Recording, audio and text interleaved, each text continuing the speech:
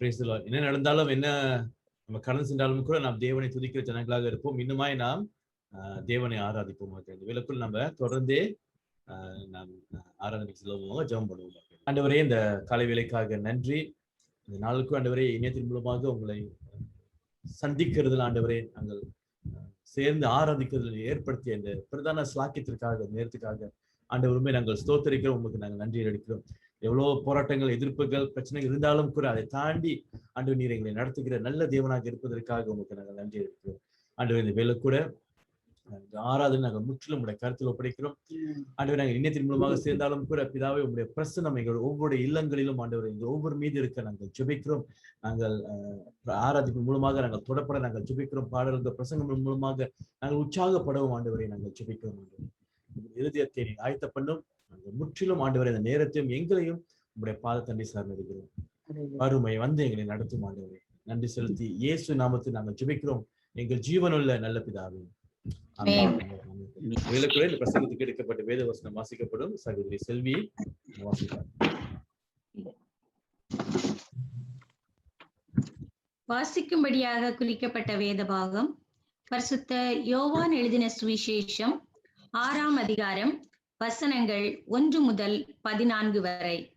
பரிசுத்த யோவான் எழுதின சுவிசேஷம் 6ஆம் அதிகாரம் வசனம் 1 முதல். புதிய ஏற்பாட்டிலே பக்கம் 132. இவைகளுக்கு பின்பு இயேசு திபேரியா கடல் எனப்பட்ட கலிலேயா கடலின் அக்கறைக்கு போனார். அவர் வியாதிகாரரிடத்தில் செய்த அற்புதங்களை திரளான ஜனங்கள் கண்டபடியால் அவருக்கு பின் சென்றார்கள். இயேசு மலையின் மேல் ஏறி அங்கே தம்முடைய சீஷருடனே கூட உட்கார்ந்தார். அப்பொழுது யூதருடைய பண்டிகை ஆகிய பஸ்கா சமீபமாயிருந்தது.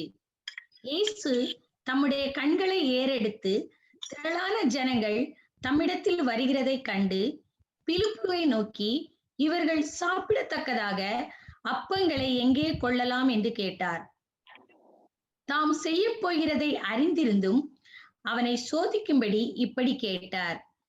பிலிப்பு அவருக்கு பிரதியுத்தரமாக, இவர்களில் ஒவ்வொருவன் கொஞ்சம் கொஞ்சம் எடுத்துக்கொண்டாலும் 200 பணத்து அப்பங்களும் இவர்களுக்கு போதாதே என்றான்.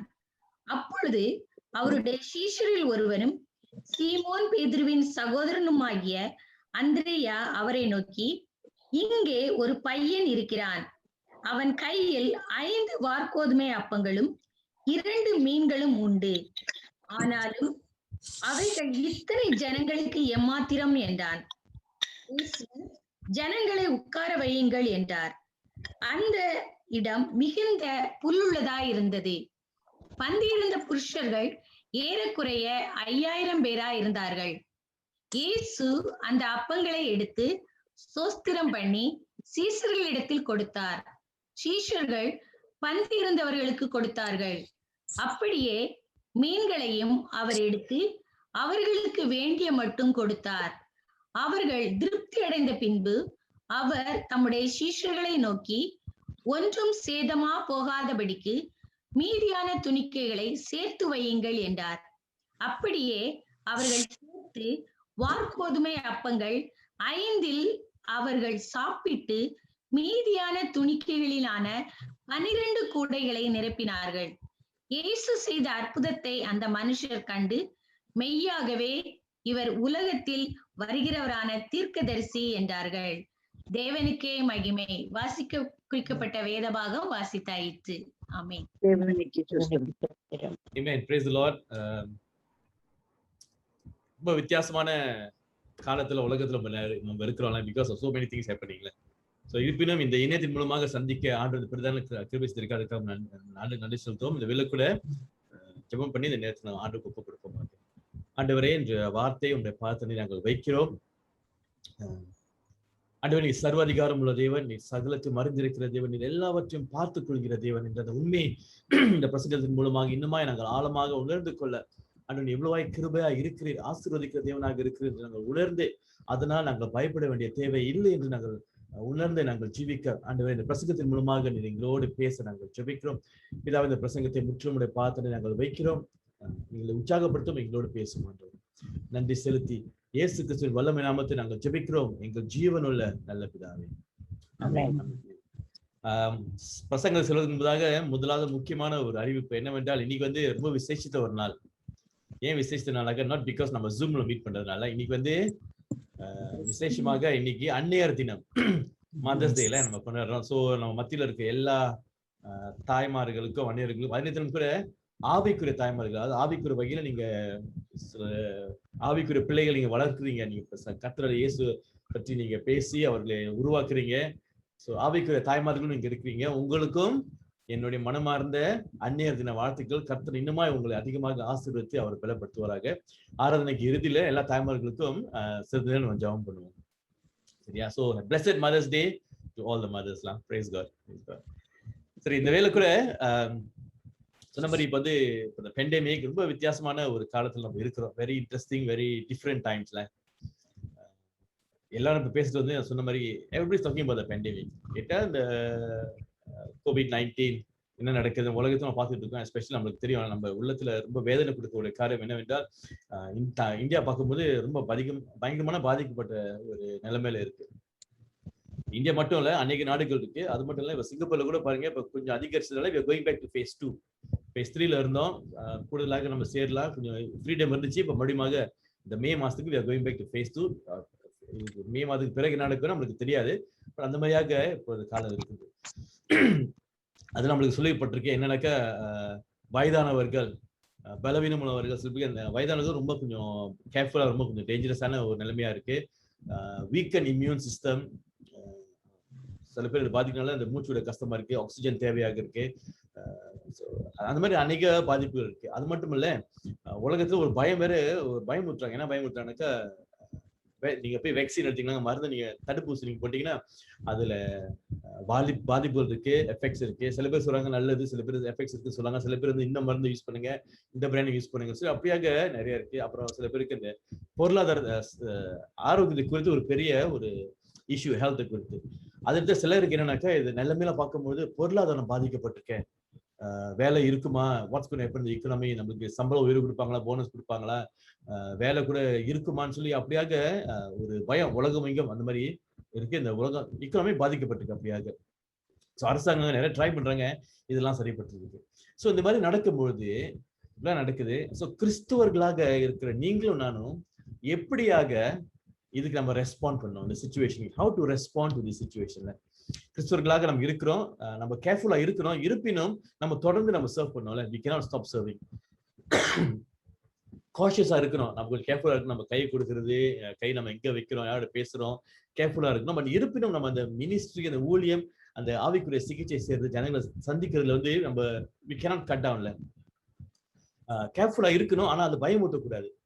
அந்த எல்லாத்துக்கும் பயமுறுத்திட்டு இந்த மாதிரி நடக்கும்போது நம்ம தெரியும், இந்த மாதிரி நடக்க போது பாதிப்பு வந்துருக்கு.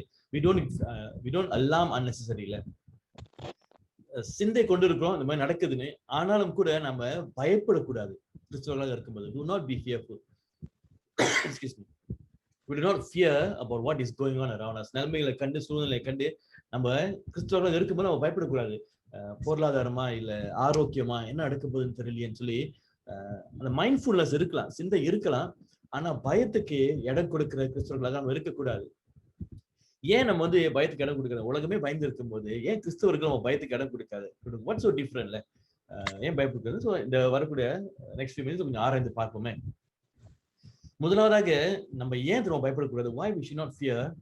எனக்கு நம் சேவிக்கிற தேவன் அக்கறை செலுத்துகிற தேவனாக இருக்கிறார். a God who cares. அப்பேர் போன்ற தேவன் நமக்கு இருக்கிறாரு. 5வது வசனத்தை நம்ம வாசிப்போமாக.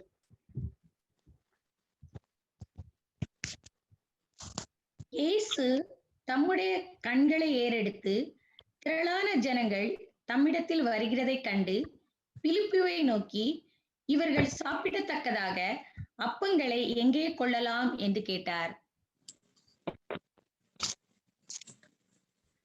இந்த இடத்துல இயேசு கிறிஸ்து ஜனங்களுக்கு சேவை செய்யறாரு. கால் மாதம் செஞ்சு பேச செஞ்சிருக்காரு. அவர் போதிச்சிருக்காரு, டீச்சிங் டைம். அவர் மத்தியில குணமாக்குதல் செஞ்சிருக்காரு.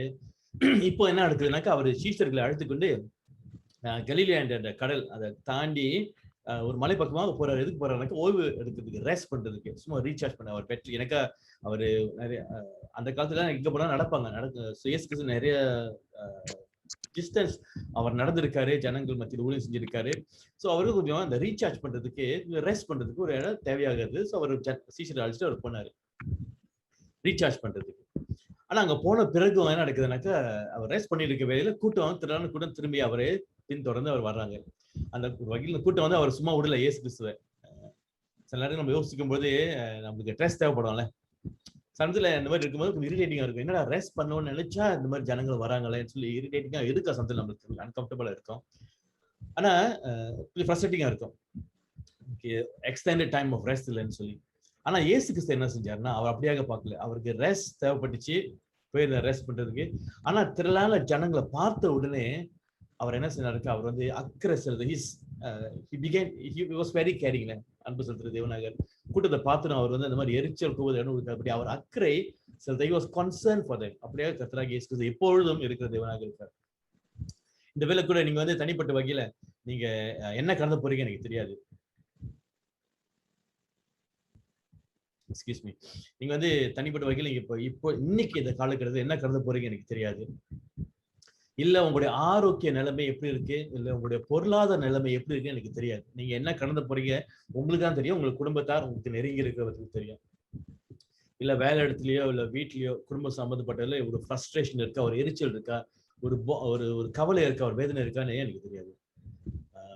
பிள்ளைகள், பெற்றோர்கள், அது என்ன நடக்குது நம்மளுக்கு தெரியாதுல்ல. ஆனா ஒண்ணு மட்டும் நமக்கு தெரியும்,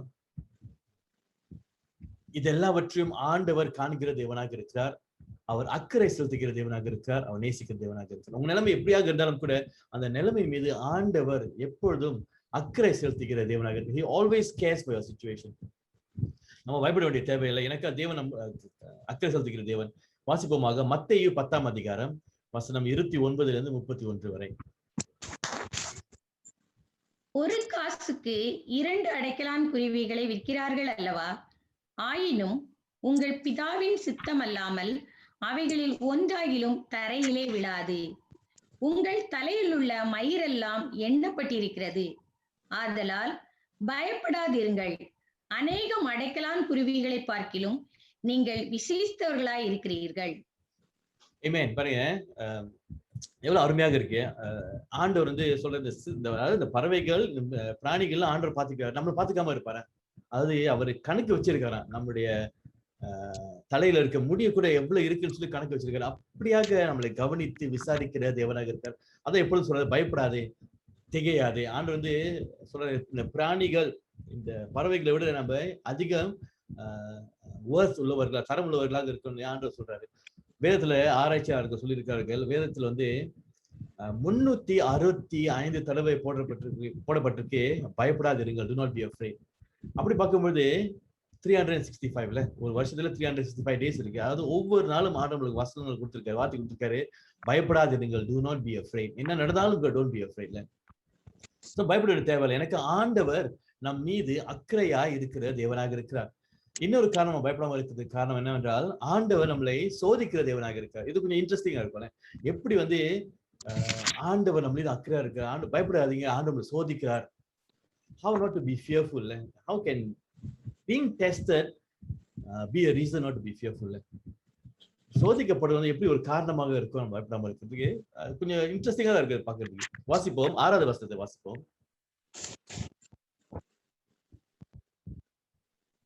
தாம் செய்ய போகிறதை அறிந்திருந்தும் அவனை சோதிக்கும்படி இப்படி கேட்டார்.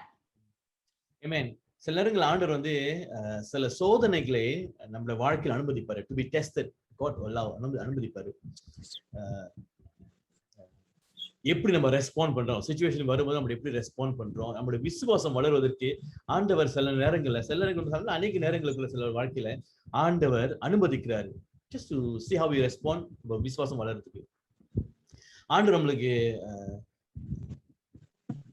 டெஸ்ட் பண்றதுக்கு காரணம் வந்து நம்ம நல்லா புடமிடப்படுவதற்கு, to refine us, to clean us, to strengthen அஸ்ல. நாம் ஆண்டவர் என்ன எதிர்பார்க்கிறாரோ அப்படியாக நம்ம இருப்பதற்கு ஆண்டவர் நம்மை டெஸ்ட் பண்ணிக்கிற தேவனாக இருக்கிறார். வாசிப்போம், ஜக்கரியா 13வது அதிகாரம் வசனம் 9.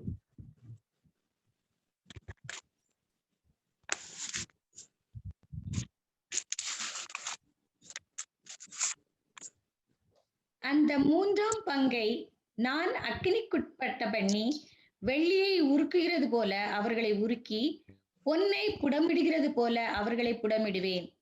அவர்கள் என் நாமத்தை தொழுது கொள்வார்கள். நான் அவர்கள் விண்ணப்பத்தை கேட்பேன். இது என் ஜனம் என்று நான் சொல்லுவேன்.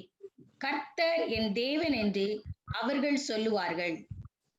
ஆமென். கர்த்தர் பாருங்க, இஸ்ரவேலுடைய பிள்ளைகளுக்கு அவர் தான் சொல்றாரு, ஐ வில் டெஸ்ட் யூ, உங்களை நான் சோதிப்பேன், அதாவது அக்னியில போட்டு புடமிடுவேன், எனக்கா இங்க டெஸ்ட் பண்ணப்பட்டு நீங்க யாருன்னு நிரூபிக்கப்படும் சொல்லி ஆண்டவர் வந்து எதிர்பார்க்கிறாரு. ஆண்டவர் வாஞ்சிக்கிறாரு நம்ம வந்து ஆவிக்குரிய வகையில நம்ம வாழ்க்கையில குணத்துல ஒரு நல்ல ஒரு நிலைமைக்கு வரணும்னு சொல்லி ஆண்டவர் அதிகமா வாஞ்சிக்கிறாரு. ஸோ அப்படியாக இருக்கும்போது சில நேரங்கள்ல அவர் வந்து அந்த தீயில நடக்கிற மாதிரி அவர் வந்து ஆண்டவர் அனுமதிப்பாரு. இந்த அஃப்ளிக்ஷன், இந்த பெர்சிக்யூஷன் இதெல்லாம் அனுமதிப்பாரு டு ரிஃபைனஸ், நம்மளை சுத்திகரிப்பதற்கு, நம்மளை ஒழுங்குபடுத்துவதற்கு அப்படியாக செய்யறாரு. சில நேரம் நம்மளுக்கு புரியாது, என்ன நடக்குது, ஆண்டவர் என்ன செய்யறாரு புரியாம இருக்கும். ஆனா ஒண்ணு மட்டும் நம்ம விசுவாசிக்கணும், இது நடக்கிறது மூலமாக God is transforming us into the person he wants us to be. எப்படி போன்ற ஜனங்களாக நாம் இருக்க வேண்டுமோ அப்படியாக இருப்பதற்கு ஆண்டவர் இதெல்லாம் பயன்படுத்துறாரு. நம்மளை உருவாக்கி நம்மளை வணைந்து எடுத்து நம்மளை செய்யறாரு. ஸோ அதனால அவர் புடமிடுறாரு இந்த மாதிரி அனுபவத்தின் மூலமாக. நமக்கு தெரியும், நான் பிரசங்கம் பண்ணியிருக்கேன் ஃபியூ வீக்ஸ் ago. இந்த ஃபயர் வந்து என்ன செய்யணும்னாக்கா, அந்த வெள்ளியா இருக்கட்டும் தங்கமா இருக்கட்டும் என்ன செய்யணும்னாக்கா, அந்த தீயில போட்டு எடுக்கும்பொழுது அதனுடைய அசுத்தங்கள், அதுல மேபி தூசி பட்டிருக்கும், ஒவ்வொரு இயர்ஸ் அசுத்தங்கள்லாம் பட்டிருக்கும். ஸோ அதெல்லாம் எடுக்கிறதுக்கு இந்த தீ தான் யூஸ் பண்ணுது, நெருப்பு தான் யூஸ் பண்ணுவாங்க எரிப்பதற்கு. அன்வான்டட் சப்ஸ்டன்சஸ் அதில் ஒட்டி இருக்கோம்னா அதெல்லாம் சுத்திகரிக்கிறதுக்கு அந்த வெள்ளியோ அல்லது தங்கமோ சரி, அதை மறுபடியும் பியூர் ஆக்குறதுக்கு அப்படியாக அது நெருப்புல போடப்படும். நம்ம வந்து கிறிஸ்துக்குள் வந்திருக்கிறோம். சிலர் வந்து அநேக ஆண்டுகள் முன்பாக நம்ம கிறிஸ்துவ இயேசு ஏற்றுக்கொண்டோம். சிலர் வந்து புதிதாக நம்ம கிறிஸ்தவர்களாக இருக்கிறோம். அப்படியாக நம்ம ஆண்டுக்கு நம்ம புதிதாக வாழ்க்கையில கொடுக்கும்பொழுது we are unrefined, அப்படியாக நம்ம இன்னுமாய் சுத்திகரிக்கப்படாத ஒரு நிலைமையில நம்ம வந்துகிட்டு இருக்கோம் கர்த்தருக்குள்ள. ஸோ இன்னும் நம்மளோட வாழ்க்கையில அந்த பழைய வாழ்க்கைக்குள்ள சில காரியங்கள், அந்த பாவ குணத்துக்குள்ள சில காரியங்கள், பலவீனங்கள் இதெல்லாம் இருக்கும், சில குணங்கள்லாம் இருக்கும். ஸோ அதெல்லாம் மாற வேண்டியது நம்ம வாழ்க்கையிலும். சில நேரங்கள்ல எப்படியான குணங்கள், தவறான குணங்கள், எண்ணங்கள் பாவத்துல போராடி இருக்கும்போது இது நம்மளோட வாழ்க்கையை பாதிக்கக்கூடியதாக இருக்குது. ஸோ ஆண்டவர் வந்து அனுமதிக்கிறாரு. இதில் இந்த உபத்திரத்தின் மூலமாக, இந்த பிரச்சனைகள் மூலமாக, சோதனையின் மூலமாக ஆண்டவர் என்ன செய்யறாங்க, நம்மை புடமிட்டு இந்த மாதிரி தேவையில்லாத காரியங்கள், அசுத்தமான காரியங்கள் வாழ்க்கையில அவரு எடுத்து கொண்டிருக்காரு. எனக்கு நம்முடைய சிந்தை மாற்றி அமைக்கப்படும், நம்முடைய எண்ணங்கள் மாற்றி அமைக்கப்படும், நாம் முழுமையாக நான் புதுப்பிக்கப்படுவேன் சொல்லி அந்த நோக்கத்துல ஆண்டவர் இப்படியான ஒரு பாதையில் சில நேரங்களில் நம்மளை வழிநடத்துகிற தேவனாக இருக்கார்.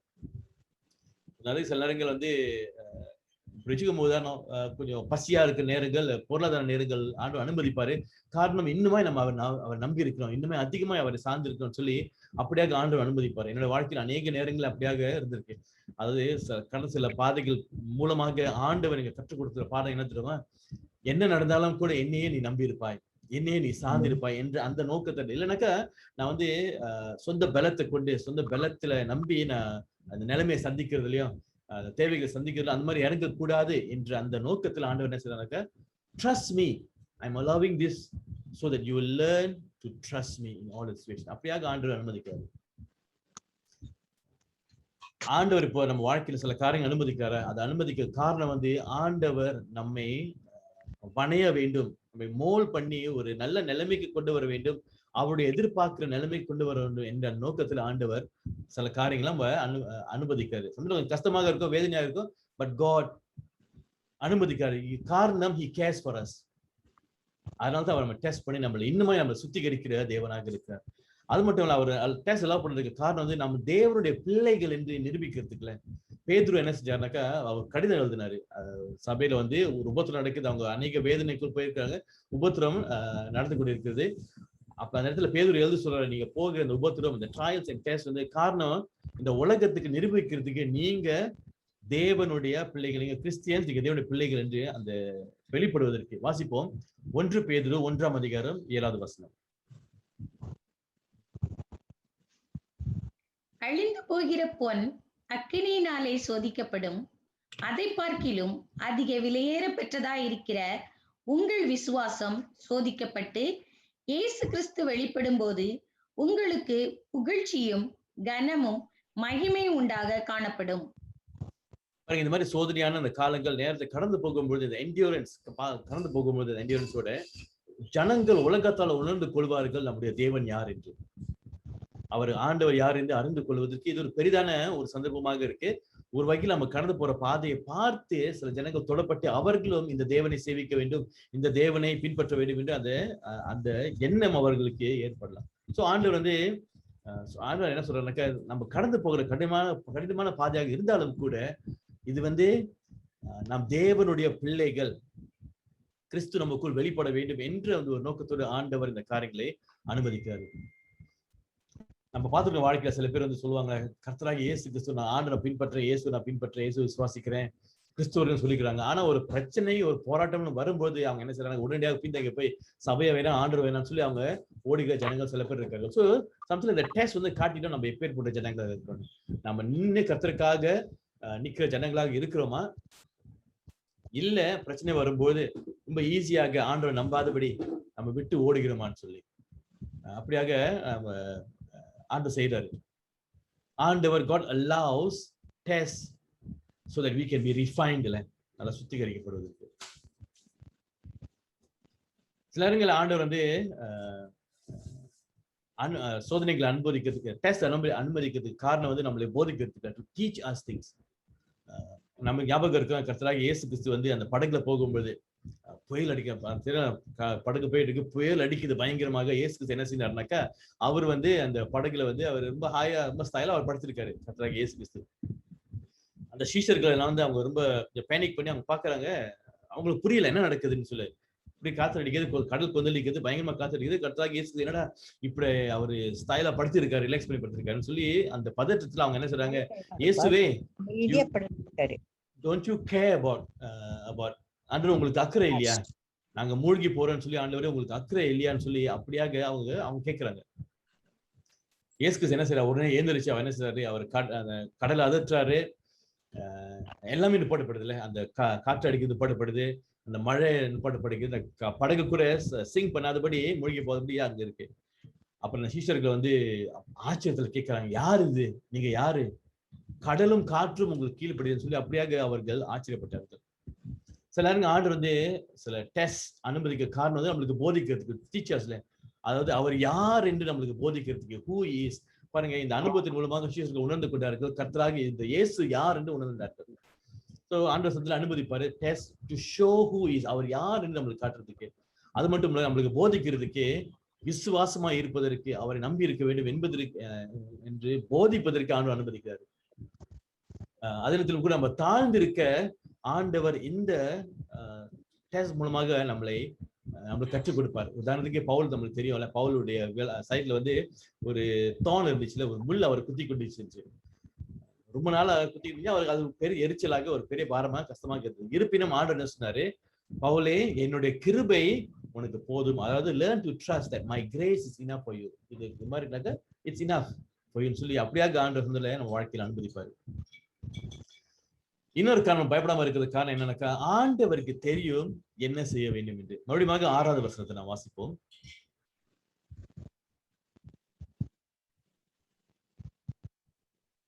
தாம் செய்ய போகிறதை அறிந்திருந்தும் அவனை சோதிக்கும்படி இப்படி கேட்டார். பாருங்க, மறுபடியும் வாசிங்க சார்.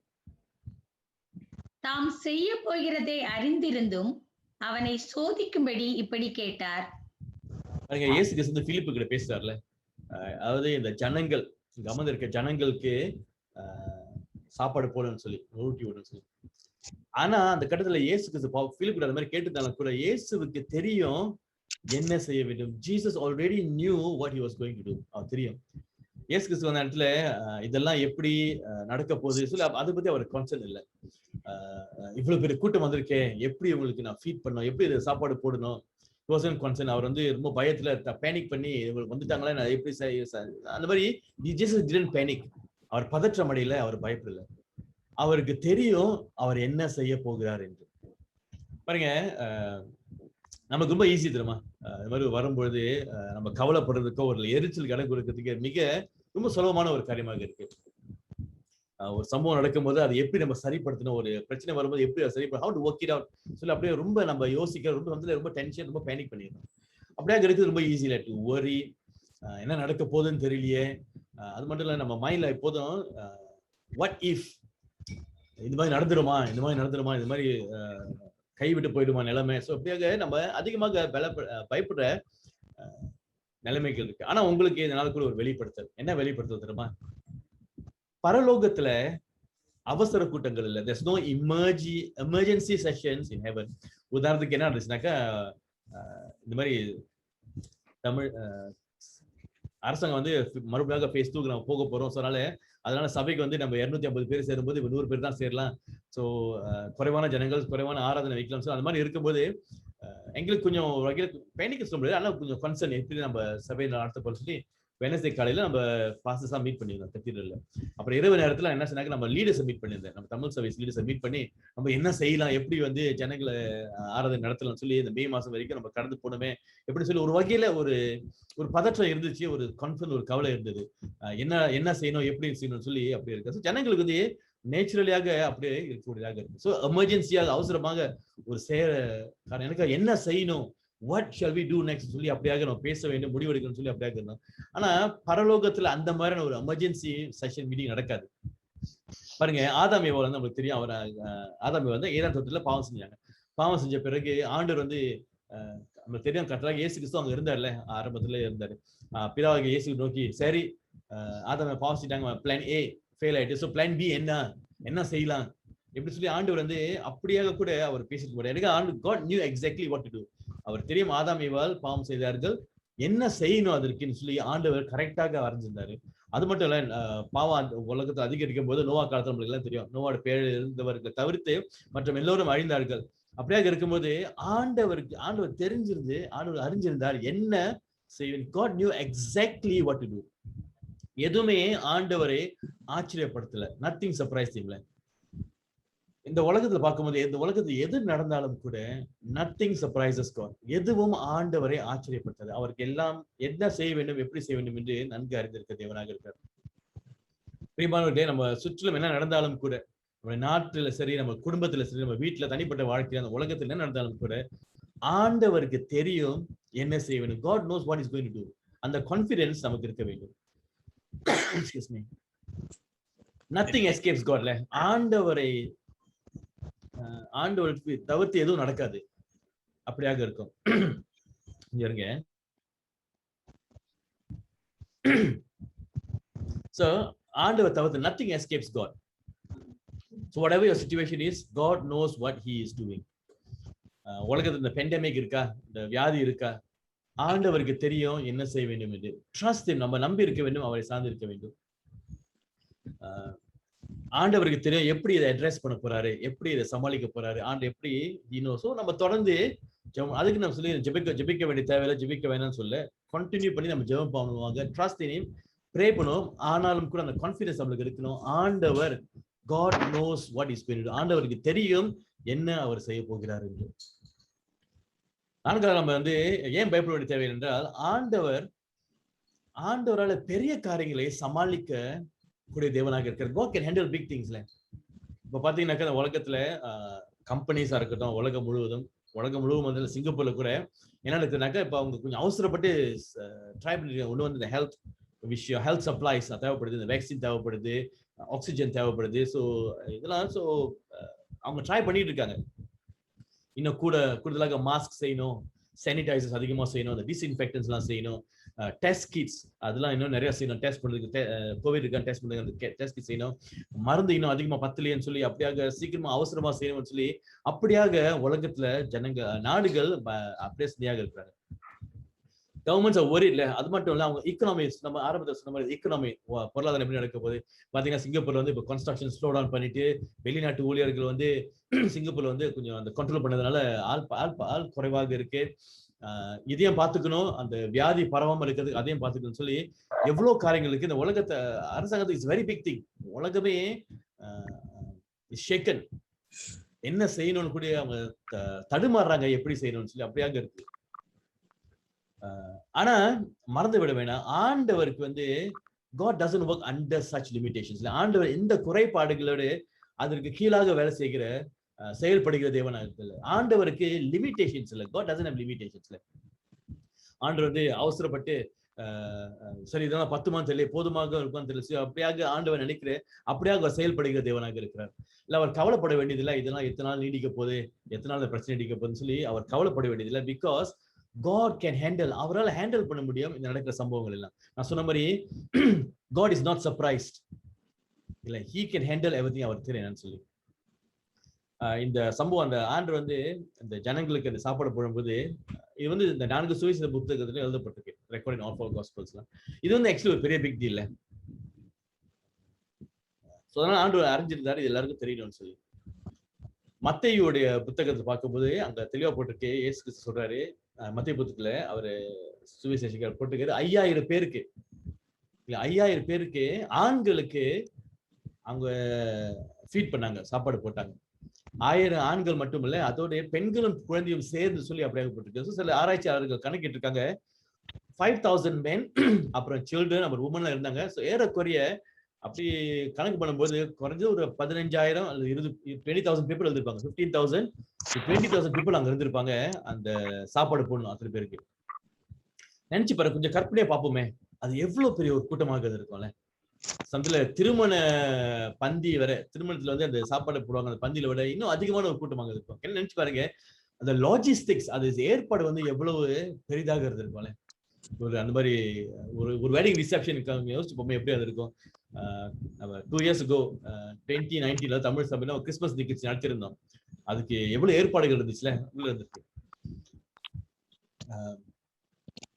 இஃப் நாம மட்டும் ஒரு வகை நாம மட்டும் அந்த கர்த்தராகிய இயேசு கிறிஸ்து அந்த மலையில இருந்தாக்க என்ன செஞ்சிருப்போம் தெரியல. உடனே என்ன செஞ்சிருப்போம், இவ்வளவு சாப்பாடு போட்டு நம்ம ஜனங்களை சந்திக்கணும்னு சொல்லி சரி ஒரு டாஸ்க் ஃபோர்ஸ் நம்ம ஃபார்ம் பண்ணுவோம், ஒரு கமிட்டி நம்ம ஃபார்ம் பண்ணுவோம். என்ன கமிட்டி, எப்படி உங்களுக்கு எல்லாம் கமிட்டில உட்காந்து நம்ம பட்ஜெட்லாம் ஒர்க் அவுட் பண்ணி நம்ம செய்வோம்.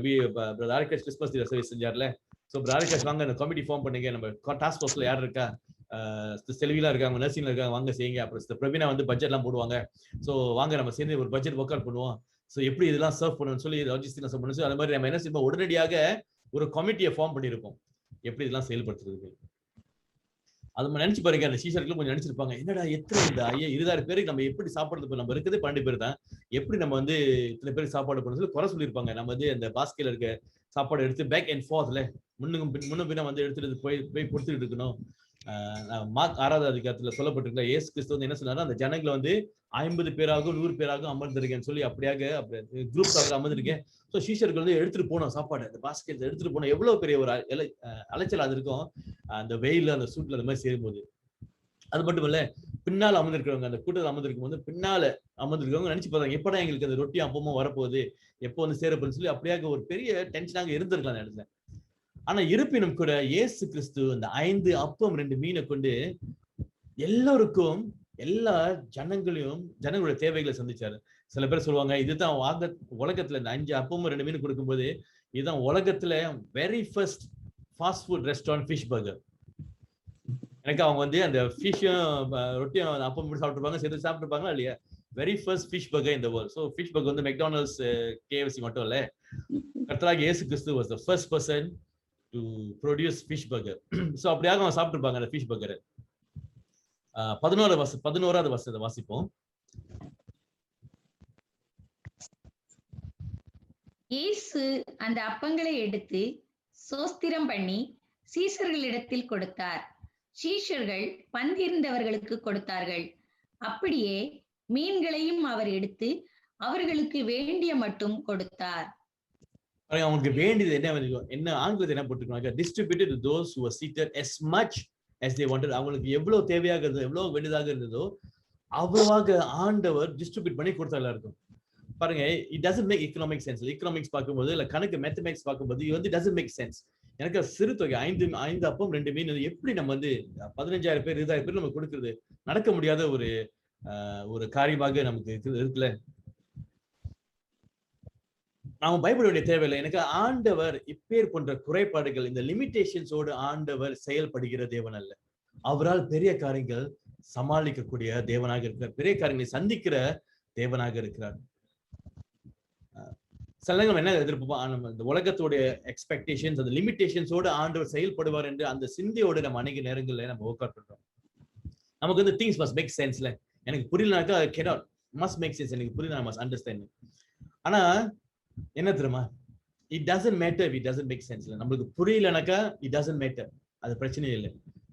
என்ன தெரியுமா, ஒன்னு வாட் மேட்டர்ஸ், ஆண்டவர் அற்புதங்களை செய்கிற தேவனாக இருக்கிறார். வாட் மேட்டர்ஸ், ஆண்டவர் அதிசயங்களை செய்கிற தேவனாக இருக்கிறார். அவர் எல்லாத்தையும் சந்திக்கிற தேவனாக இருக்கிறார். பெரிய காரியங்களையும் சந்திக்கிற செயல்கிற தேவனாக இருக்கிறார். இயேசு கிறிஸ்து அந்த இடத்துல செய்த அற்புதம் வந்து டசன்ட் மேக் சென்ஸ், நம்மளுக்கு புரியாதபடி இருக்கலாம். அதே நேரத்துல அந்த ஜனங்கள் கூட எதிர்பார்க்கல இந்த இடத்துல ஆண்டவர் ஒரு அற்புதத்தை செய்வார், பெரிதான அதிசயமான காரியங்கள் செய்வார் ஜனங்கள் எதிர்பார்க்கல. இருப்பினும் ஆண்டவர் அந்த இடத்துல செய்தார். ஜனங்களை எதிர்பார்க்காத இடத்துல கூட ஆண்டவர் அற்புதங்களை செய்கிற தேவனாக இருக்கிறார். கர்த்தராகிய இயேசு கிறிஸ்து உங்களுடைய தேவை என்னன்னு அறிந்திருக்காரு, உங்களுடைய நிலைமை எப்படியாக இருக்கு நன்றாக அறிந்திருக்காரு. அவர் அற்புதங்களை செய்வார். அவர் எவ்வளவு பெரிதான ஒரு பிரச்சனையாக இருந்தாலும் கூட அவர் அந்த பிரச்சனைகளை தேவைகளை சந்திக்கிற தேவனாக இருக்கிறார். நீங்கள் அற்புதங்களை எதிர்பார்க்காத நேரத்திலும் இடங்களிலும் கூட ஆண்டவர் உங்கள் நிலைமையில உங்கள் மத்தியில அற்புதங்களை செய்வார். எதிர்பார்க்காத அளவுக்கு ஆண்டவர் செய்வார். அதை விசுவாசிப்போமாக. சோ அதனால நம்ம பயப்பட வேண்டிய தேவையில்லை. முடிவாக 2 காரியங்கள் நம்ம புரிந்து கொள்ள வேண்டிய என்னவென்றால், ஆண்டவர் இன்னுமாக நம்ம செய்ய வேண்டிய காரியங்கள் நிறைய இருக்கு. அந்த சிறு பையன் வரும்போது அவன் யோசிக்கல, எனக்கு குறைவான காரியங்கள் இருக்கு, அவனுக்கு புரியல, அவன் என்ன சொன்னாக்கா அவனுக்கு இருந்ததை கொண்டு வந்தான். மற்றவங்களை சேவை செய்ய, எனக்கு என்ன சேவை செய்யணும். ஸோ சிறு பையன் வந்து எடுத்துட்டு வந்தான். மேபி மேட்ச்ல கொஞ்சம் வீக்கா இருந்திருக்கலாம், 5 அப்பம் 2 மீன் எப்படி. ஆனா இருந்தாலும் கூட அந்த பையனுடைய விசுவாசம் அப்படி இல்லை. அவனுக்கு இயேசுவை பார்த்தா சாப்பாடை அந்த 5 அப்பமும் 2 மீனை கொண்டு வந்தான். சமயத்தில் இந்த பேண்டமிக்கை பார்க்கும்போது நம்ம நினைக்கலாம், நான் டாக்டரா இல்லையே, இல்லைன்னா அதை செஞ்சிருப்பேனே, அதனோட மெடிக்கல் ப்ரொஃபஷனல் செஞ்சிருப்பேனே, இல்லை சயின்டிஸ்டா இல்லையா, எக்கனாமிக்ஸ் இல்லையே. ஸோ அப்படியாக நான் என்ன செய்யணும் நினைப்போம். நம்ம பெரிதான அளவில் நம்ம எதிர்பார்ப்போம், பெரிதான காரியங்களை ஆண்டவருக்காக செய்யணும்னு. மஸ்ட் திங்க் பிக்ல, மஸ்ட் டூ பிக்னு நம்ம அப்படியாக நினைக்கிறோம். அந்த பையன் மட்டும் அந்த மாதிரி நினைச்சதானாக்கா அந்த அப்பமும் மீனை கொண்டு வந்திருப்பானே, பெரிதான வகையில செய்யணுமே, 5000 பேர்னாக்கா எத்தனை அப்பமும் மீன் எடுத்து வந்திருக்கணுமே சொல்லி அந்த பையன் நினைச்சிருந்தானாக்கா எடுத்து வந்திருக்க மாட்டான். அவனுக்கு அவமானமாக இருக்கும்ல, கொஞ்சமாக இருக்கலாம். நம்ம அதுதான் நினைச்சிருப்போம், கொஞ்சம் தான் இருக்கு, 15,000 பேர் இருக்காங்க, 5 அப்பம் 2 மீனை நான் கொடுக்காம இருந்துடலாம், எம்பாரசிங்கா இருக்கும். நான் கொண்டு வந்து ஆண்டவரே சீசர் இது இவ்வளவுதான் இருக்குன்னு சொல்லி கொண்டு வந்தாக்கா எம்பாரசிங்கா இருக்கும், டூ லிட்டில் டூ ஸ்மால் சொல்லி நம்ம என்ன செய்வானாக்கா செய்யாம இருந்திருப்போம் கொடுக்கணும். ஆனா ஆண்டவர் ஞாபகம் ஊட்டுறாரு, சிறிதான இருந்தாலும் கூட, சிறிதான வகையில் நம்ம செய்ய முடிஞ்சாலும் கூட ஆண்டவர் சொல்றாரு, பிரிங் இட் பிஃபோர் மீ, அவளுக்கு முன்பதாக கொண்டு வாருங்கள். நம்ம அவங்களால ஒன்னும் செய்ய முடியலையா, ஜெபம் பண்ணுவோமாக, அதிகமாக ஜெபம் பண்ணுவோமாக, ஆண்டவர் பெரிதான காரியங்கள் செய்வார். உங்களால ஜெபம் தான் பண்ண முடியும் அப்படின்னு ஜெபம் பண்ணுங்க. உங்களுக்கு நினைக்கிறீங்க எனக்கு இவ்வளவுதான் இருக்கு ஆண்டவரே, அதை பயன்படுத்துங்க. ஆண்டவர் பெரிதான காரியங்களை அதை கொண்டு செய்வார். ஜெபம் பண்ணுவோமாக, ஆண்டவர் நம்பி இருப்போமாக, ஆண்டவர் பெரிதான காரியங்கள், டோன்ட் பி வரிட், எனக்கு கொஞ்சம் தான் இருக்கு, எனக்கு சிறிதான காரியங்கள் இருக்கு. ஆண்டவர் பெரிதான காரியங்கள் செய்கிற தேவனாக இருக்கு. இந்த நாட்டுக்காக ஜெபம் பண்ணுவோமாக, உலகத்துக்காக ஜெபம் போவோம். அந்த இதுல இருந்து தேசம், இந்த உலகம் விடுவிக்கப்படணும் அந்த வியாதியில சொல்லி தொடர்ந்து நாம் ஜெபம் பண்ணுவோமாக. If you cannot do anything else. கடைசியாக ஒரு சந்தர்ப்பம், நாம் கிறிஸ்துவான இயேசு கிறிஸ்துவை வெளிப்படுத்துவதற்கு, இந்த பிரச்சனைகள் போராட்ட மத்தியில இது ஒரு சந்தர்ப்பம், நம் மூலமாக கர்த்தராகிய இயேசு கிறிஸ்து வெளிப்படுவதற்கு, நம்முடைய சாட்சியின் மூலமாக, நம்ம தேவை உள்ளவர்களுடைய தேவைகளை சந்திக்கிறது மூலமாக, குறிப்பாக இந்த வயதானவர்கள், பலவீனமாக இருக்கிறவர்களுடைய தேவைகளை சந்திக்கிறது மூலமாக கிறிஸ்து நமக்குள் வெளிப்படுவதற்கு இது நல்ல ஒரு சந்தர்ப்பமாக இருக்கிறது. நம்ம யோசிச்சு பார்த்திருக்கிறோமா, இதன் மத்தியில பிரச்சனை இருக்கும்போது நான் எப்படி கிறிஸ்துவை ரெப்ரசென்ட் பண்ண முடியும், இயேசுவை நான் எப்படி ரெப்ரசென்ட் பண்ண முடியும்னு யோசிச்சு பார்த்திருக்கோமா? இல்ல நம்ம ரெப்ரசென்ட் பண்ணியிருக்கிறோமா? சோ அதனால பிரியமானவர்களே, நம்ம பயப்பட வேண்டிய தேவையில்லை. we no need to panic, chaosக்கு இடம் கொடுக்க வேண்டியதில்லை, குழப்பம் அடைய வேண்டியதில்லை, பயத்துக்கு பதற்றுக்கு இடம் கொடுக்க வேண்டியதில்லை. இந்த வைரஸ் உண்மைதான், பிரச்சனைகள் இருக்கு, பொருளாதார பாதிப்பு இருக்கு, அதெல்லாம் உண்மைதான், இல்லைன்னு சொல்ல. ஆனா நம்ம பயப்பட வேண்டியதில்லை, கவலைப்பட வேண்டியதில்லை, பேனிக் பண்ண வேண்டியதில்லை, பதற்றம் அடைய வேண்டிய தேவையில்லை. எனக்கு ஆண்டவர் சர்வ அதிகாரம் உள்ள தேவன், he has got this. அவர் எல்லாவற்றையும் அவர் கரத்தில் வைத்திருக்கார். அவருக்கு தெரியும் என்ன செய்ய வேண்டும், என்ன எப்படியாக நிலைமையை சந்திக்க வேண்டும் என்று சொல்லி அவர் அறிந்திருக்கிற தேவனாக இருக்கார். இந்த பெண்டமிக் மட்டும் இல்லை, நம்முடைய தனிப்பட்ட வாழ்க்கையில கூட எப்பேற்பட்ட பிரச்சனைகள் போராட்டங்கள் இருந்தாலும் கூட நம்ம பயப்பட வேண்டியதில்லை, கவலைப்பட வேண்டியதில்லை. நம்ம கடினமான பாதைகள் போனாலும் கூட பயப்பட வேண்டியதில்லை. we know because God is in control. ஆண்டவர் சர்வதிகாரம் உள்ள தேவனாக இருக்கிறார். அவர் நம்ம நிலைமையை அறிந்திருக்கிறார். அவர் நிச்சயமாக ஏதோ செய்வார். God நம்ம டெஸ்ட் பண்ணுவார். அது மத்தியிலும் கூட நம்ம பயப்பட வேண்டிய தேவையில்லை. பிகாஸ் ஆண்டவர் இதன் மூலமாக ஒரு நல்ல காரியம், ஒரு பெரிதான காரியத்தை நம்மளை செய்வார்னு சொல்லி அந்த கான்பிடன்ஸ், அந்த நம்பிக்கை நம்முடைய இருதயத்தில், நம்முடைய வாழ்க்கையில அதிகமாக இருக்கிறது. So God has got this. ஆண்டவர் கரங்களை வைத்திருக்கிறார். இந்த நிலைமை எல்லாமே அவர் வைத்திருக்கிறார். Nothing escapes God. அவர் எல்லாவற்றையும் அறிந்திருக்கிற தேவனாக இருக்கார். இன்னைக்கு நீங்க என்ன கடந்து போறீங்க? நீங்க பிரச்சனைகளா, போராட்டங்களா, டிஃபிகல்ட்டான சிச்சுவேஷன் நீங்க கடந்து போறீங்களா? இல்ல நீங்க ஒரு டெஸ்ட் பண்ற ஒரு நிலைமைக்கு நீங்க போய் கொண்டு இருக்கிறீங்களா? பிரியமானவர்களே, பயப்பட வேண்டாம். Because God is in control. ஆண்டவர் சர்வாதிகாரம் உள்ள தேவனாக இருக்கிறார். சோ முக்கியம் என்ன தெரியுமா? How do we respond to all this? நீங்களும் நானும் இந்த பிரச்சனைகள், போராட்டங்களுக்கு எப்படியாக நம்ம ரெஸ்பாண்ட் பண்றோம், அதுதான் முக்கியம். Because God takes care of everything. அந்த நம்பிக்கை நம்மளுடைய வாழ்க்கையில வரட்டும். இந்த வேளைக்கு நம்ம என்ன செய்வோம்னா, கண்களை மூடி நம்ம ஜெபம் பண்ணுவோம். ஹல்லேலூயா. ஆண்டவரே, நீ சர்வாதிகாரம் உள்ள தேவனாக இருக்கிறீர். நீ சகலத்தையும் அறிந்திருக்கிற தேவன். ஆண்டவரே, எதுவும் ஆண்டவரே உம்மை தப்பித்து போகாத. nothing escapes you, Lord. நீர் எல்லாவற்றையும் அறிந்திருக்கிற தேவனாக இருக்கு. எங்களுடைய தனிப்பட்ட வாழ்க்கை பிரச்சனைகள், போராட்டங்களை அறிந்திருக்கிற தேவனாக இருக்கு. ஈவன் த ஸ்மாலஸ்ட் டீடைல் ஆண்டவர் எங்க வாழ்க்கை இருக்கு, ஸ்மாலஸ்ட் டீடைல் மீது கூட நீர் அக்கறை உள்ள தேவனாக இருக்கு. நீர் அதை பார்க்கிற தேவனாக இருக்கு. நீர் எங்களை தனித்து விடவில்லை, எங்களை ஒதுக்கி வைக்கவில்லை. பிரச்சனைகள், போராட்டங்கள் சொல்லி நீர் எங்களை தள்ளிவிடவில்லை. ஆண்டவரே, நீர் எங்களோடு இருக்கிற தேவனாக இருக்கிறார். அந்த பிரச்சனைகள், போராட்டங்கள் நாங்கள் கடந்து வரும் வேலைக்கு நீர் எங்களோடு இருந்து கடந்து செல்ல, வெற்றியில் கடந்து செல்ல நீர் அப்படியாக எங்களோடு வருகிற தேவனாக இருக்கிற ஆண்டவர். அதற்காக நாங்கள் நன்றி செலுத்துகிறோம். ஆண்டவர், இதோ எங்களுடைய பாரங்கள், எங்களுடைய பிரச்சனைகளை உம்முடைய பாதத்தண்டை நாங்கள் வைக்கிறோம். Lord, we surrender everything at your feet. ஆண்டவர், எங்களுக்கு தெரியும் ஆண்டவரே, நீர் எல்லாவற்றையும் பார்த்துக் கொள்கிற தேவனாக இருக்கிறார். Nothing escapes you. Yes. You have got everything, ஆண்டவர். You have got this, Lord. நீர் எல்லாவற்றையும் உடைய கரத்தில் வைத்திருக்கிறீர். You have got this.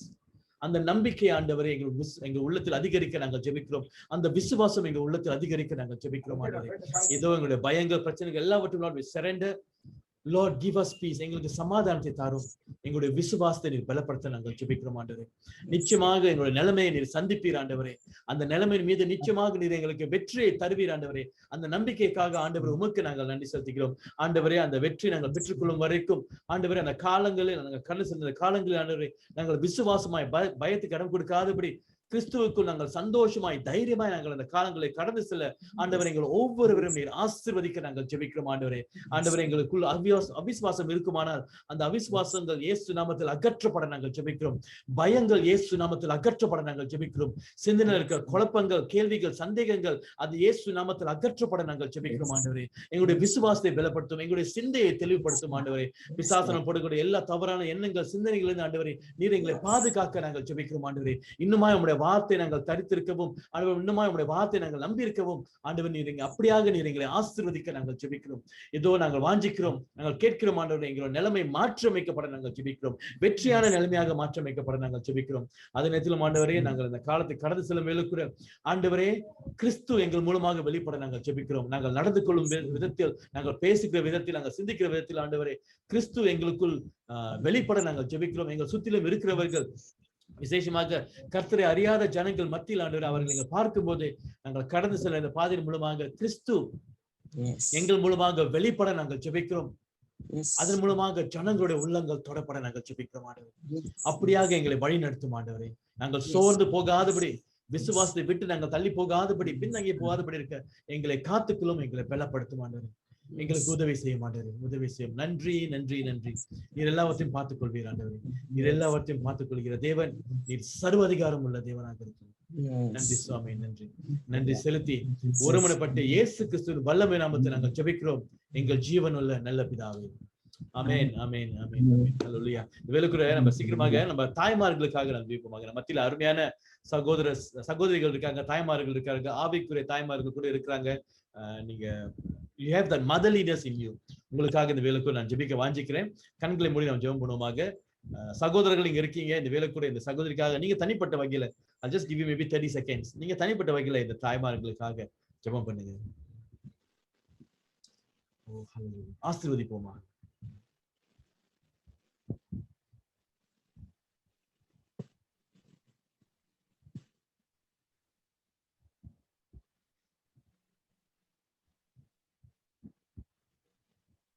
Amen. ஆண்டவரே, இந்த நாள் வந்து மதர்ஸ் டே என்று ஒதுக்கி வைக்கப்பட்டிருக்கிற நாள். பட் ஆண்டவரே, every day is mother's day. அதற்காக நாங்கள் நன்றி செலுத்துகிறோம் ஆண்டவரே. எங்கள் மத்தியில இருக்கிற இந்த சகோதரிகளுக்காக, நாங்கள் தாய்மார்களுக்காக நாங்கள் ஜெபிக்கிறோம்.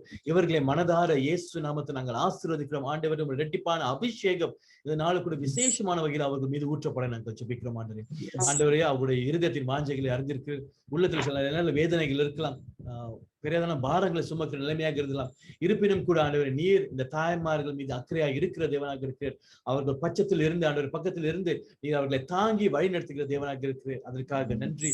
வெற்றியின் பாதையில் ஆண்டவரை வழிநடத்துகிற தேவனாக இருக்கிறார். அதற்காக நன்றி ஆண்டவரே. தாய்மார்களுக்கு அவர்கள் எந்த தேவையாக இருந்தாலும் கூட அந்த தேவைகள் இயேசு நாமத்தில் சந்திக்கப்பட நாங்கள் ஜெபிக்கிறோம். ஆண்டவரே, கணவருக்கு நல்ல மனைவியாக இருக்கவும், பிள்ளைகளுக்கு நல்ல தாயாக இருக்கும், இன்னுமாய் நீர் அவர்களை பலப்படுத்தும், இன்னுமாய் ஞானத்தை தாரும் ஆண்டவர், இன்னுமாய் அந்த அபிஷேகத்தை அவர்களுக்கு நீர் ஊற்ற நாங்கள் ஜெபிக்கிறோம் ஆண்டவரே. சிறந்த வகையில் ஆண்டவரே, பிள்ளைகளை தேவ பயத்தில் தேவ பாதையில் அவர்களை வளர்க்கவும் ஆண்டவர் அந்த ஞானத்தை அதிகமாக நீ தர நாங்கள் ஜெபிக்கிறோம் ஆண்டவரே. ஆண்டவர் இந்த நாளுக்குள்ள விசேஷமான நல்ல மன நிறைவை அவர்களுக்கு நீ தர நாங்கள் ஜெபிக்கிறோம். God bless them, fill their hearts with your joy. உங்களுடைய சந்தோஷத்தினால் அவர்களை நிரப்பும், சிந்தனையில் அதிகமாக உங்களுடைய சமாதானத்தை தாரும் ஆண்டவரே. ஆண்டவரே, இந்த பெரிதான ஸ்தானத்தை கொடுத்திருக்கிறீர், இந்த பொறுப்பை கொடுத்திருக்கிறீர். அந்த ஸ்தானத்தையும் பொறுப்பையும் ஆண்டவரே சிறந்தான வகையிலான தேவ பயத்துடன் அதை செயல்படுத்த, அப்படியாக ஜீவிக்க இந்த தாய்மார்கள் ஒவ்வொருவரையும் நீர் ஆசீர்வதிக்க நாங்கள் ஜெபிக்கிறோம் ஆண்டவரே. அபிஷேகம் ஆண்டவரே, அபிஷேகம் சந்தோஷத்தால் நிரப்பும். அவர்களுக்குள் இருக்கிற அந்த சந்தோஷம் மற்றவர்கள் சுற்றில் இருக்கிறவர்களுக்கு அது பரவ, அப்படியாக இந்த தாய்மார்களை நீர் ஆசீர்வதியும் வழி நடத்தும் ஆண்டவரே. நன்றி சுவாமி. எங்கள் மத்தியில இந்த தாய்மார்களை நீர் கொடுத்தமைக்காக உமக்கு நாங்கள் நன்றி செலுத்துகிறோம். நன்றி செலுத்தி இயேசு நாமத்தில் ஜெபிக்கிறோம் எங்கள் ஜீவனுள்ள நல்ல பிதாவே. ஆமென், ஆமென், ஆமென். So good to see you all. Kingsley, good to see you. Good to see you, Pastor. Thanks for a beautiful message. Thank you. Praise God.